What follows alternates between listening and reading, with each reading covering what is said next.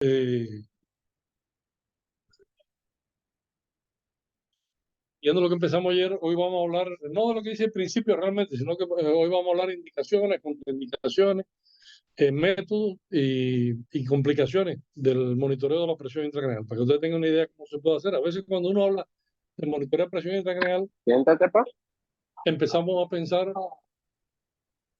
en que si no tenemos equipo complicado, ¿hay alguien preguntando ahí o estamos alguien que tiene que contestar? Stalin, bloquea el micrófono.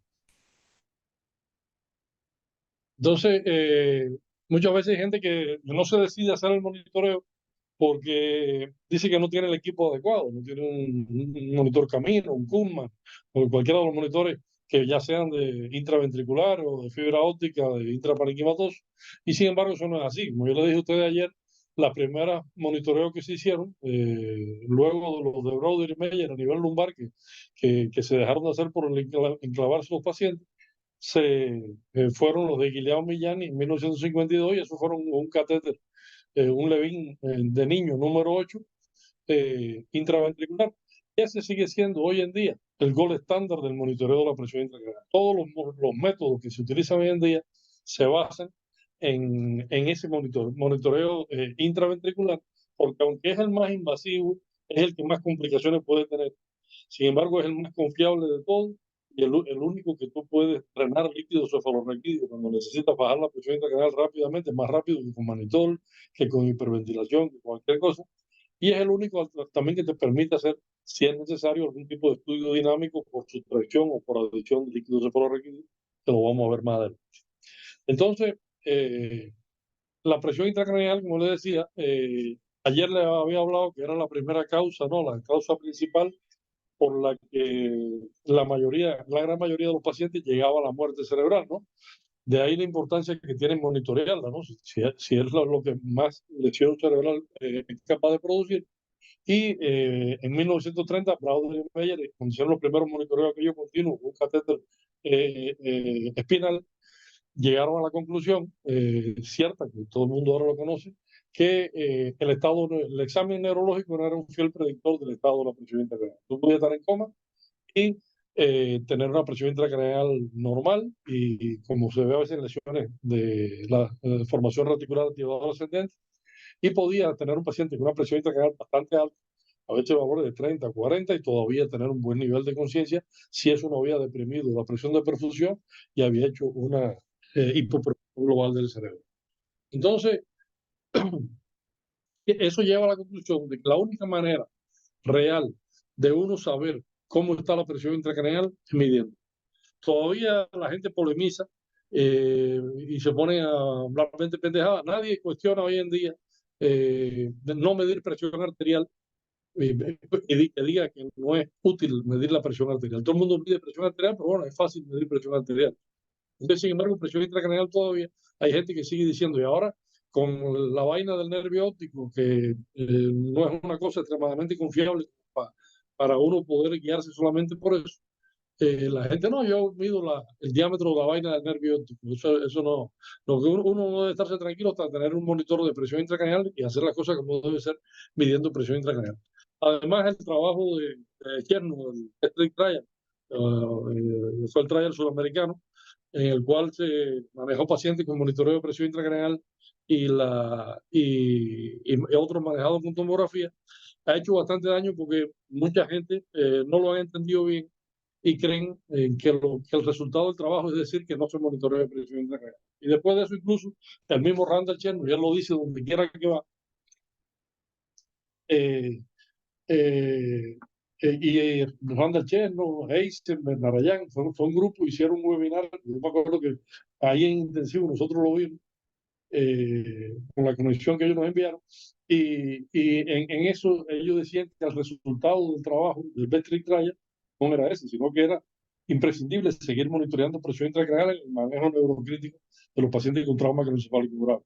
Que tú no lo tengas que hacer en todos los pacientes, está bien, pero lo ideal es poderlo seguir haciendo. Entonces, incluso la idea de Chernow cuando él hizo ese estudio no era lo que salió. Yo una vez me lo encontré, antes de ellos publicar el estudio, me lo encontré en el 2010 en Costa Rica, en un simposio que hubo de neurointensivo allá, y él me llamó, pues ya no es amigo mío desde Cuba, cuando yo estaba en Cuba, y me dijo, bien, porque él ese trabajo lo quiso hacer, antes de hacerlo en Sudamérica, lo quiso hacer conmigo en Cuba, que ya yo tenía monitoreando presión intracranial casi todas las provincias del país, y entonces él fue en el 2003 a Cuba, y estuvo en mi casa incluso, y para convencerme no de hacer el trabajo, pero ya yo estaba preparando para venir para acá, aquello se quedó en el aire, no se llevó a cabo. Además, iba a ser difícil, es decir, sacar eh, dinero, ¿no? Para apoyar el estudio en Cuba, viniendo de los Estados Unidos, por eso al final terminó haciendo la en Sudamérica. Entonces, como yo conocía de las ideas de él, cuando me dijo de hacer el trabajo, el objetivo de hacer el trabajo era justificar el monitoreo de presión intracraneal, porque Cherno, él es speaker de lo Integra Neurocare, que es la que tiene que ver con los monitores caminos. Y entonces, él se hacía un trabajo donde él demostraba que el monitoreo era imprescindible en los países que no lo hacían, era muy bueno. Sin embargo, cuando hizo el trabajo, yo me lo encontré en Costa Rica, me dijo, bien, tú sabes que el resultado del trabajo fue todo lo contrario a lo que yo pensaba. Digo que se podía manejar pacientes con tomografía, pero eso significa que cada vez que haya cualquier cambio, tiene que llevar al paciente al tomógrafo y hacerle una tomografía. Eso, el costo por hacer a veces 3 tomografías en un día, que sea mucho más alto. Estoy seguro que es mucho más alto que poner un catéter que cuesta $400 y que tú puedes monitorear con él 4, 5, 6 días de presión intracraneal y ante cualquier cambio, entonces repetiría una imagen, ¿no?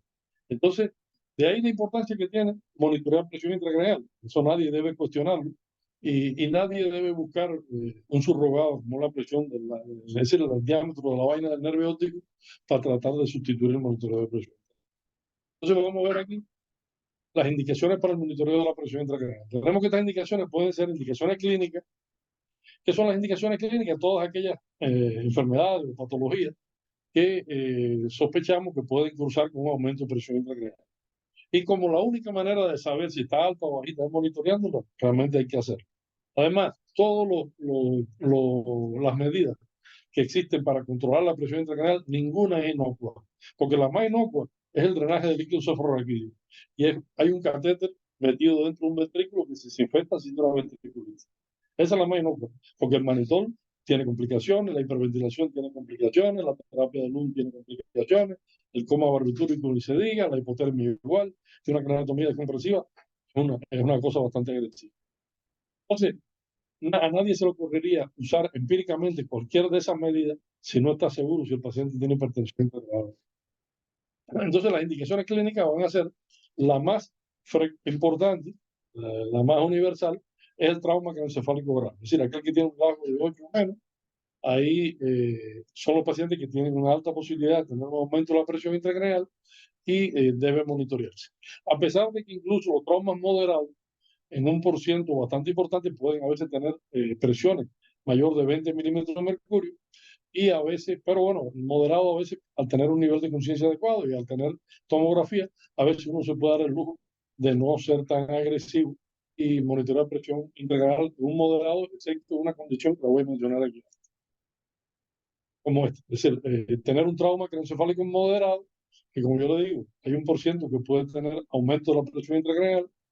Entonces, ese paciente con trauma eventual moderado, que por alguna complicación no neurológica, por ejemplo, un traumatismo torácico grave, un torabatiente, con cualquier complicación que necesite ventilación, requiera de sedación y o parálisis para ventilación mecánica. Si yo un paciente con trauma moderado, es decir, un Glasgow de 13 de 13 a 9, pierdo el examen neurológico porque tengo que sedarlo y paralizarlo para poderlo ventilar, ya el examen neurológico que tenía lo perdí. Entonces, en ese paciente puede ser una indicación de monitorear presión intracraneal. Ya no lo haga de la manera más invasiva, es decir, por un catéter intraventricular, quizá yo pongo un catéter intraparenquimatoso, es muy sencillo, que lo puedo poner el intensivista ahí en la unidad. Es una indicación. Otras son todos estos procesos que pueden cursar con aumento de presión intracraneal, como son tumores cerebrales, hidrocefalia, hematomas intracraneales, hemorragia subaracnoidea, infartos cerebrales. Muchos de estos se resuelven a veces quirúrgicamente en el momento de la emergencia, y con las imágenes que tenemos hoy en día, y ya luego que uno resuelve el problema que puede provocar la hipertensión intracraneal, no necesita monitorearla, ¿no? Pero en algunos casos pudiera ser necesario. Entonces, estas son las indicaciones clínicas. Además de las indicaciones clínicas, hay indicaciones imagenológicas que son en las que una imagen, un estudio radiológico de algún tipo o de imagen, en este caso puede ser una resonancia incluso, pero el radiológico, me pudiera inducir que haya un aumento de presión intracraneal y que yo tenga que monitorear. ¿Y cuáles son esas? Son las cisternas de las bases, comprimidas o ausentes. Esto es signo de que hay tumefacción del cerebro, que esto puede comprometer la confianza, aumentar la presión intracraneal, o que haya desplazamiento de línea media de más de 5 milímetros, que generalmente está altamente asociado a aumento de la presión intracraneal, o que haya una lesión con efecto de masa. ¿Cuáles son las lesiones de efecto de masa? Aquella que yo, calculando el volumen de la lesión, mediante el estudio de imagen que tenga, calcule que tenga más de 25 centímetros cúbicos. Ese es el valor normal del índice de presión-volumen, y eso se consideraría una lesión con efecto de masa que podría provocar aumento de la presión. Entonces, estas son las indicaciones para el monitoreo de presión intracraneal. Cuando uno ve esto, uno dice, bueno, es probable que tenga que monitorear o es seguro que tenga que monitorear. Entonces, contraindicaciones para el monitoreo de la presión intracraneal. Hay contraindicaciones que casi todas al final son relativas. Hay una sola que es absoluta. Vamos a ver esta, una coagulopatía. Bueno, tengo un paciente con una coagulopatía. Si le hago un trépano y le invado el cerebro de cualquier manera, es probable que sangre. Entonces, porque tiene una coagulopatía previa. Entonces, eso puede ser una contraindicación. Pero esa coagulopatía puede ser que no sea una cosa tan absoluta que yo al hacerla, seguro al 100% vaya a haber un sangrado. Y lo que sí es seguro 100% es que si tienes un trauma encefálico grave, en el momento de presión intracraneal no detecta que la presión intracraneal está alta y no la trata, el día siguiente va a estar en muerte cerebral. Por eso es una contraindicación relativa. Tú tienes que ver los pros y los contras y arriesgarte. Quizá no le hagan una ventriculotomía y le ponga un catéter intraventricular, pero un trépano con mucho cuidado, usando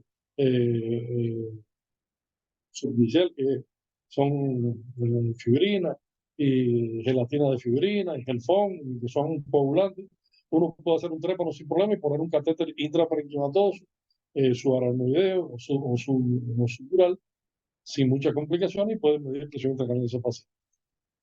Otra es la inmunosupresión. Tengo un paciente inmunosuprimido, digo, bueno, si yo le abro la barrera de la piel, me meto cualquier cosa invasiva para allá dentro de un catéter, ya vaya desde los ventrículos hasta su o epidural, es posible que se infecte, ¿no? Más frecuente que una persona que sea inmunosuficiente, ¿no?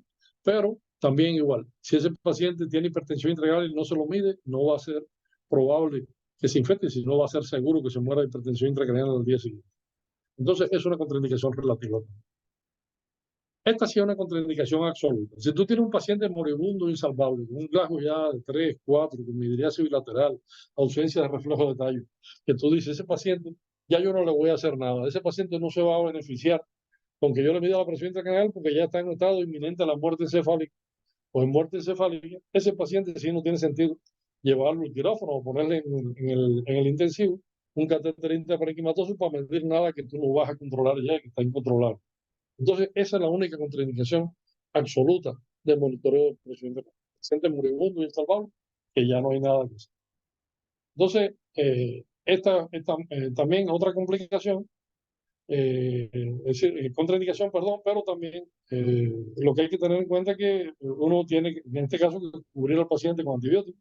Las fracturas deprimidas complicadas son aquellas que tienen rotura de las meninges abajo. Cuando tú pones sobre todo un catéter dentro del ventrículo, el efecto de sifón de sacar líquido hace que entre materiales extraños de afuera hacia adentro, y entonces se ha asociado un por ciento alto, un 40% de desarrollo de sepsis del sistema nervioso central cuando se monitorea presión intracraneal en pacientes con fracturas deprimidas complicadas. Pero te digo también, yo prefiero tratar y poner antibióticos, no detectar una hipertensión intracraneal, no tratarla y que caiga en muerte cerebral. Entonces, estos son los métodos de monitoreo de presión intracraneal. No vamos a hablar aquí de los monitoreos espirales, ¿no? Es decir, de la famosa punción lumbar que ustedes saben hacer todo y conocen.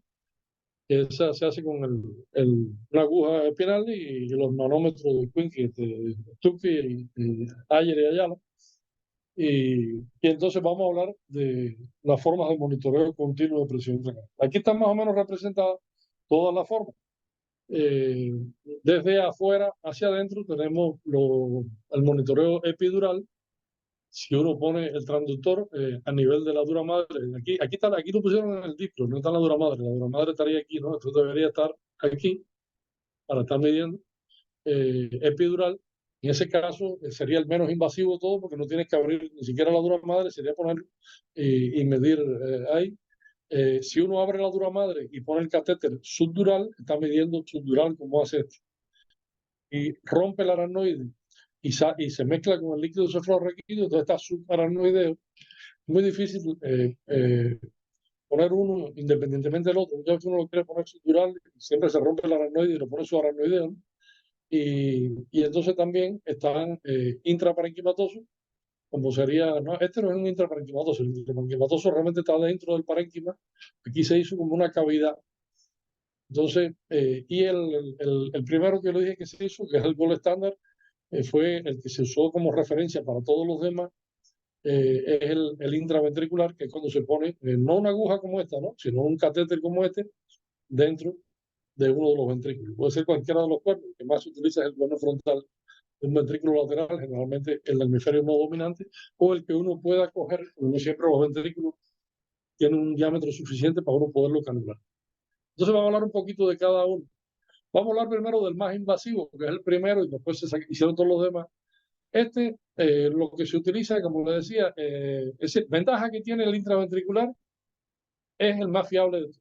Él te da una presión representativa de todo el sistema craneoespinal. Aquí no tiene que ver la compartimentalización, porque es la presión del líquido cefalorraquídeo que está circulando, y entonces va a ser la misma en todas partes. Juan Sauquillo, un español que ha escrito mucho de trauma craneoencefálico, me acuerdo en los años, en el 91 por ahí, él publicó un trabajo, ya ellos tenían conectores caminos en aquella época en España, ¿no? Y entonces publicó un trabajo en persona, no en gato, ni en puerco, ni nada de eso. Yo no sé cómo lo hizo, que puso un catéter camino intraparenquimatoso en cada hemisferio y uno camino intraventricular dentro de un ventrículo. Y los pacientes tenían generalmente lesiones focales con efecto de herniación de masa, y él identificó variaciones de la presión intracraneal desde 15 hasta 25 milímetros de mercurio entre un hemisferio y otro, cuando las mediciones eran intraparenquimatosas. Es decir, que si tú tenías una lesión focal importante en un hemisferio y en el otro no, la variación iba de 5 hasta 25 milímetros de mercurio. Y usó como patrón el intraventricular, que era el que te decía la verdadera presión que había. Es decir, meterle 3 catéteres a una gente en la cabeza, eso era más que lo hacía, yo creo que Joseph Mengele, el nazi famoso que hizo estudios con los gemelos, ¿no? Pero bueno, el estudio se publicó y trajo esa conclusión de que realmente si hay un efecto de masa importante, una lesión ocupante de espacio en uno de los compartimentos del cráneo, las variaciones de presiones pueden ser muy grandes de uno a otro. Por eso medir con una medición de las otras, cualquiera, que no sea la intraventricular, te puede dar falsos positivos o falsos negativos. Entonces, lo ideal sería, si no te queda más remedio que hacer esa medición, ponerla en el hemisferio que más afectado esté, para que te equivoques con la presión intracraneal más alta que tenga el paciente. Puede que tú lo pongas en el que mejor esté, creas que tenga una presión bajita y sin embargo lo tenga altísimo y la esté matando del otro lado. Es mejor que piense que esté alta y esté poniéndolo, aunque sea en coma barbitura y con hipotermia, una craneotomía descompresiva, para evitar que la presión se dispare. Entonces, el intraventricular evita eso, es decir, te da una presión homogénea, medición de toda la presión del sistema craneoespinal entero, permite drenar líquido cefalorraquídeo si es necesario, como forma más rápida de toda de bajar la presión intracraneal, y te permite inyectar o sustraer o drenar líquido cefalorraquídeo para hacer los cálculos que se pueden hacer y que ya no son tan populares porque ya no es tan necesario hacerlo, y además el índice de complicaciones que pueden traer es bastante alto. Entonces, la complicación mayor que tiene el intraventricular es la infección, es el mayor riesgo de infección. porque son infecciones no de la piel, de parte blanda o de acá arriba una eh, tromboflebitis de una vena cortical, sino que puede ser una ventriculitis. O lo otro, tiene mayor posibilidad de sangrado, porque tiene que atravesar un mayor eh, trecho del cerebro, entonces puede haber más riesgo de sangrado también en el intraventrículo. Entonces, pero a partir de este, entonces se empezaron a hacer otros métodos menos invasivos, también menos confiables. Vamos a empezar entonces por el más de afuera, que es el epidural. El epidural es un transductor. El intraventricular casi siempre tiene el transductor. Bueno, cuando uno utiliza un catéter, este catéter se ceba, ¿no? Se llena con salino estéril y entonces se mete dentro del ventrículo y entonces se pone en contacto esa onda hidráulica que hay aquí con la línea salina que uno conectó hasta un transductor externo que va a estar fuera a nivel sí, de los agujeros, del agujero de morro, ¿no? Uno utiliza como referencia, más que el mismo agujero de morro, se utiliza el conducto auditivo externo, ¿no? Si el paciente está acostado. Generalmente pasaría por aquí más o menos y es bastante confiable, pero si uno quiere, puede ser más específico, coger del conducto auditivo externo a la calota craneal, más o menos un punto intermedio en la proyección con el agujero morro. Ese sería el punto ideal para poner el transductor externo. Entonces, esa onda hidráulica se transforma ahí en una onda eléctrica que va por el cable hasta el monitor que la amplifica y la tira como una onda sinusoidal y como un número cambiante, que es el valor de la presión intracraneal. Entonces, ese es el intraventricular. El epidural, entonces, ¿qué es lo que pasa? El transductor no va a estar externo, sino que va a ser un transductor de punta que va a estar en contacto con la dura madre. Si la dura madre se abomba o se aprieta mucho porque aumenta la presión intracraneal y se pierde la coplanaridad de la dura madre, va a falsear el monitoreo. Eso se llama artefactos de la palabra.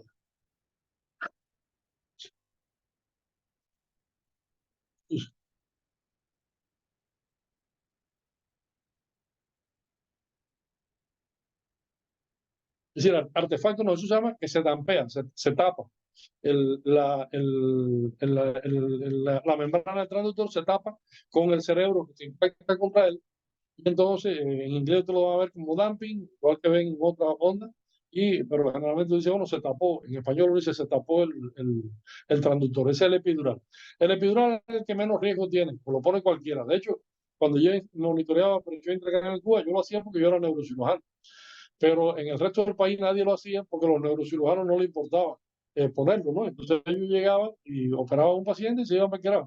Y el intensivista que quería hacer un poquito más de ciencia y que quería poner un catéter, no lo podía poner. El jefe de la terapia intensiva del Hospital Calixto García de La Habana, Armando eh, Martínez, que era un buen amigo mío de Santa Clara, Armandito estaba loco por hacer esto y se consiguió, yo no sé dónde sacó, un catéter epidural, un transductor epidural. Habló con los neurocirujanos que le enseñaron a hacer un trepanito, eso lo hace cualquiera, y él ponía el mismo, su transductor epidural, pero con todas las limitaciones que esto tiene, es decir, que no era en el hemisferio adecuado, estaba midiendo una presión por debajo de la que había, no podía drenar líquido, no podía hacer ningún estudio, pero por lo menos él hacía algo. Entonces, un día coincidimos en un congreso, ahí nos conocimos, y él se hizo muy amigo mío, me llevó hasta La Habana, para que yo entonces como neurocirujano convencí a los neurocirujanos de ponerle los catéteres, y entonces empezó a funcionar la cosa.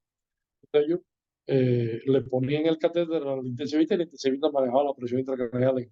Y así lo hice después por toda la provincia de Cuba, fui invitado por todas, y entonces eh, coordinaba a los neurocirujanos con los intensivistas y esto se hizo de una manera más organizada. Entonces, si ya se abre la dura madre, entonces uno puede medir con un catéter sutural. El catéter sutural puede ser un catéter como este, igual que el intraventricular, lleno de líquido, con talino estéril, que uno lo mete en el espacio sutural con varios huequitos y entonces uno ceba eso con un poco de líquido ahí. Tiene también lo mismo que el epidural. Si aumenta la presión intracraneal, el cerebro se mete dentro del huequito del catéter y tapa y dampea la medición. Entonces tú empiezas a ver una onda. La onda cuando se dampea, cuando se tapa, no se pierde totalmente. Ojalá se perdiera y se quedara plana. Uno dice, no, ya está plana. Pero si no, que lo que hace es que se amortigua. En vez de tú ver una onda picuda, como normalmente se ve, siempre es menos picuda que la arterial, ¿no? Pero cuando está normal, tú la ves un poquito más picuda. Cuando se amortigua, tú la ves redondeadita. A veces se pierden incluso hasta los tres componentes de la onda arterial, sino que tú ves solamente como si fuera una pulsoximetría. Y entonces, y baja la presión intracraneal. Te da valores más bajos que tú puedes estar pensando que es que está bien y que tiene, por ejemplo, 15 de presión intracraneal, el paciente tiene 25 o 30. Entonces, por eso uno tiene que tener cuidado cuando está monitoreando de esta forma y ve una morfología con una amplitud más baja, más redondeadita, menos aguda y una presión más baja de lo que uno sospecha que puede haber, que esté tapada. Entonces, el tornillo que se llama aquí se llama tornillo de Richmond. Eh, realmente, bueno, aquí lo dice, sutural. Ese es el que más se ha utilizado para utilizar sutural. El tornillo de Richmond, incluso los caminos tienen uno que es como este, lo usan también a través de él meter el catéter intraparenquimatoso. Entonces, el tornillo de Richmond se metió en Richmond Virginia, igual se atornilla al cráneo y perfora la dura madre, y entonces ahí empieza a medir con una línea hidráulica como esta. Pero también igual el problema es que se tapa igual. El tornillo de Richmond se dejó de usar y se empezó a usar en el intraparenquimatoso porque el intraparenquimatoso pone el tornillo de Richmond, pero para usarlo como guía del catéter que está aquí, que entonces saldría un poquito, y que ese catéter va a tener en la punta un transductor de punta también, igual que el epidural, ¿no? Que es un espejo de fibra óptica, un cristalito, que la presión sobre ese espejito va a cambiar la longitud de onda y la va a tirar por todos los cristales para arriba hasta es decir, el monitor que va a traducir eso como presión intracraneal. Entonces, ya ahí hemos visto epidural, subdural. Entonces, intraparenquimatoso también. El intraparenquimatoso es muy sencillo. Una vez en Cuba me llevaron un equipito de esos de camino, de una donación que yo, y sin tener el monitor lo usé para usar, para ponérselo subdural a un paciente, y era muy sencillo. Traía hasta un trepanito desechable. El trépano tiene un tope que tú le vas dando para no pasarte, y no hay que ser neurocirujano para hacer el huequito. Tú haces el huequito, después que haces el huequito, atornillas el tornillo de ritmo, que es desechable también.